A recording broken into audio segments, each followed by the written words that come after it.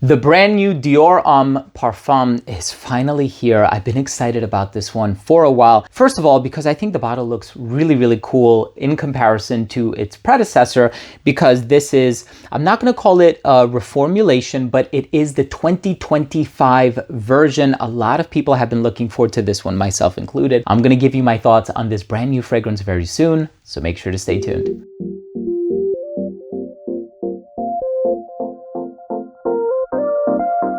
Now, before I begin today's episode and I give you my thoughts on the brand new Dior Homme Parfum 2025 version, I want to start the video off first by saying that if you're a fan of fragrance-related content, and of course, if you love smelling your best, hit subscribe, hit the bell, and please give this video a thumbs up. Give it a like for the algorithm. It would really, really mean a lot to me, and it goes such a long way. So here we have a fragrance, and it's funny, my friend sent me a message on Facebook, and he says, hey, I'm going to get a sample. Would you like me to ship you one? I said, don't even bother, because I'm going to purchase this one. I just knew as soon as it came out, I knew I had to get my hands on it. So I did eventually end up acquiring it, and I'm very happy that I did. I've always been a fan of the original Dior Homme Parfum, and I've been a fan of Dior Homme Intense as well. And here we have a fragrance that I think is absolutely spectacular. I think it's an amazing fragrance for the gentleman, perfect for a night out.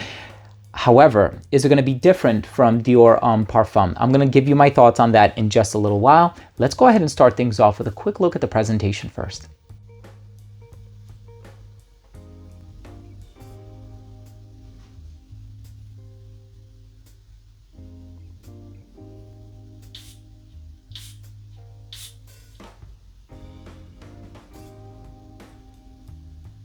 So right in the opening of this fragrance, yeah, you're going to be reminded of a lot of the other Dior Homme iterations. Now, the thing with Dior Homme, and we're not talking about the 2020 version, we're talking about the original Dior Homme. It was the first mainstream men's fragrance utilizing the note of iris. And a lot of people who spoke about it kind of said it has like a metrosexual vibe. And I get where they're coming from. The thing with Dior Homme is it's floral, without being, in my opinion, too feminine. And I know these are all contingent upon personal taste, and people don't like to subscribe to labels and stuff like that. But when you think of flowers, right, whether it be ylang-ylang or freesia or tuberose or narcissus or gardenia or frangipani or whatever, a lot of people tend to have associations with women's perfumes. Now, the original Dior Homme had that, iris in there. The perfumer is Olivier Polge. And here, we have a fragrance that is composed by the brand new in-house perfumer, who is Francis Kurkdjian. Now, Francis Kurkdjian, of course, has done Burberry Her. Of course, there's the ever so popular Baccarat Rouge 540 from his own brand. There's Le Male by Jean Paul Gaultier.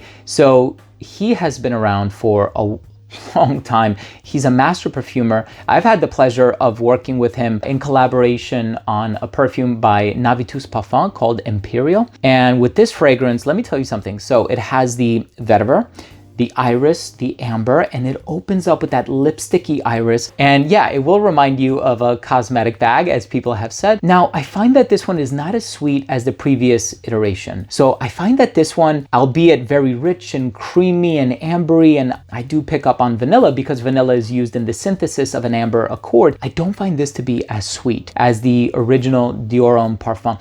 The thing with the original Dior Homme Parfum, I found it to be very dark and leathery with a bit of sweetness. This one is very smooth, and you do have this earthy texture in the dry down, but it's not going to be the first thing that you notice, right? I think there's vetiver in the note breakdown, but you're going to get mostly iris and amber.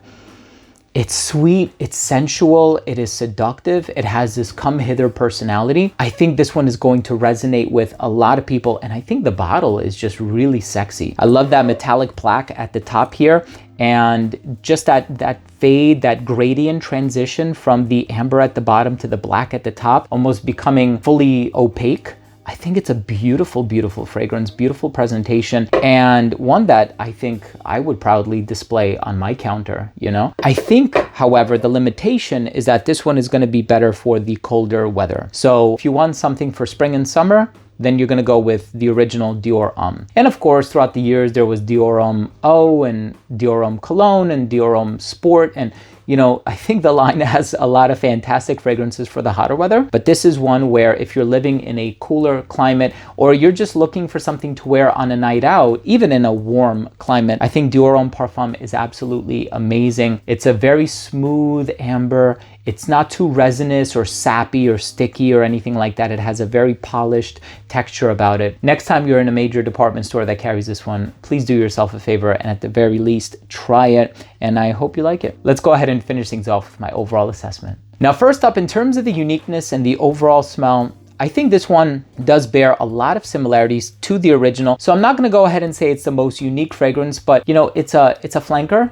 And it's a reinterpretation or a reimagination of the original. So again, we didn't want too strong of a deviation. So I think it's a fantastic fragrance and it has a mass appealing DNA. But again, try it for yourself to see if you like it and if it resonates with your personal taste. Longevity on this one, 10 hours on skin, projection, a little beyond an arm's length for the first hour of application. So it wasn't beast mode projection, but you will get noticed when you wear it. And I also like the fact that this one is not powdery. It's waxy and you do get that floral tonality right away, but for me it's not a powdery fragrance, which again, if you don't like powdery fragrances, you can test this one out very comfortably and confidently. Versatility, perfect for a night out.